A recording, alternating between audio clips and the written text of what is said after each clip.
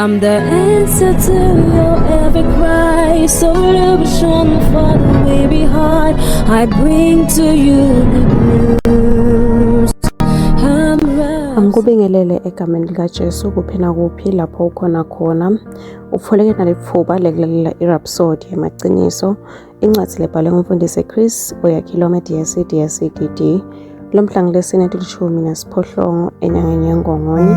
Kanti-ke umfundisi Chris namuhla usifundisa ngesihloko lesithi ubekwe esihlalweni sebukhosi sokubusa. Amen. Kuba seFesu 1 verse 19 kuya 21 livesi umfundisi lavule ngalo lithi lamandla lamakhulu wabasebenzisa nakavusa Kristu kulabafile amhlalisa ngesekudla sakhe ezulwini ngetulu kwako konke kubusa neligunya nemandla nebukhosi nemagama onke laphaphako hayi kuleli kuphela kodwa nakulelitako. Amen.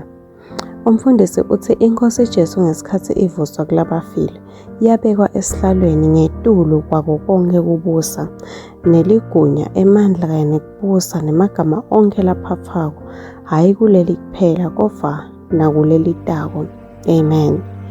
Unemandla lamakhulu emhlabeni wonke nasezulwini kodwa combelela wasivusa kanye naye futhi wasihlalisa kanye naye.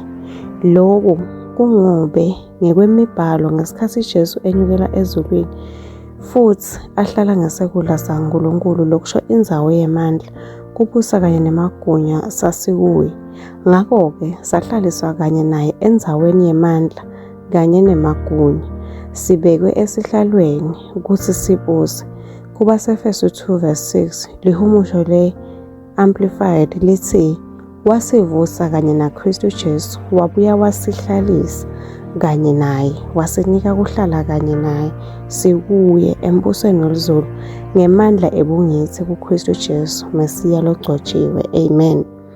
Kusichazela ukuthi kuyangane asenika igama lakhe ukuthi siphile ngalo silisebenzise emhlabeni ngoba ezulwini usimelele.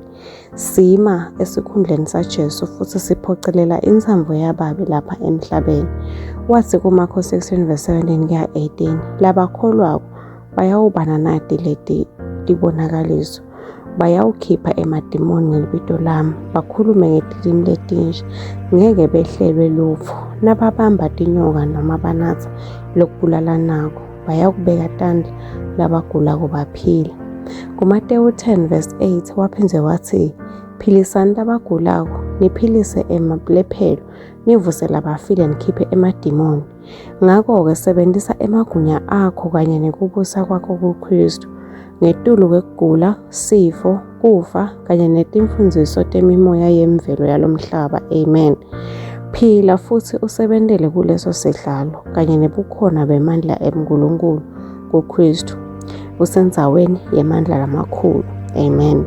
Imimoya noma timfundiso temimoya yemvelo yalomhlaba tingafuna kusebenzisa timvu letimbi etikwakho futhi tikwende ukholwe noma wente lokuphambene nelivi.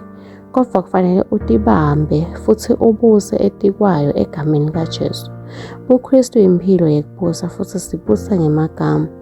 Lolwati kanye nekuconza kugucula indlela lothandaza ngayo kukhuluma kanye nekwenta tincumo. Amen. Ungendi lutfo ngemigilingwane yaSathane. Kunaloko phocelela imiphumela. Khuluma ngemagunya laphakeme ngoba uthethe isihlalo saKristu usebenta ngemandla akhe laphakeme. Haleluya. Uqhubeka nesifundvo ngafunza kubaseFesu 2 verse 6 baseRoma 5 verse 17 baseKolose 3 verse 1 kuya 2. Amen. Kulesikhathi sengelo ngilacela sisho ngomthandazo utawusho emva kwami uthi babe lothandzekako ngiyabonga ngekungivusa kanye naKristu kanye nekungihlalisa kanye naye endzaweni yemandla kubusa kanye nemagunya laphakeme. Ngisebenta kulendzawo yengatimulo kanye nemagunya ngibusa ngetulu kwebumnyama timo kanye nako konke kuphikiswa. Ngimemetela kuthula emhlabeni wami lamuhla Ngegama likaJesu Kristu. Amen. Hallelujah. Ngiyathemba ukuthi uyijabulele kakhulu namuhla i-Rhapsody yethu. Amen. Siyakumema ukuthi wende Jesu Kristu inkosi yempilo yakho ngikuthandaza kanje. Nkosi uNkulunkulu. Ngiyakholelwa ngayo yonke inhliziyo yami enkosini Jesu Kristu. Imvodzana yaNkulunkulu lophilako. Ngiyakholwa wangifela. Nekuthi uNkulunkulu wamvusa kulabafile. Ngiyakholwa uyaphila lamuhla. Ngiyavuma ngemlomo wami ukuthi Jesu Kristu uyinkosi yempilo yami. Kusukela lamuhla ngayena ngeligama lakhe. Nekuphila lokuphakatha ngidelwe kabusha. Ngiyabonga Nkosi ngekusindisa impilo yami. Nyalo sengumfana kaNkulunkulu. Haleluya.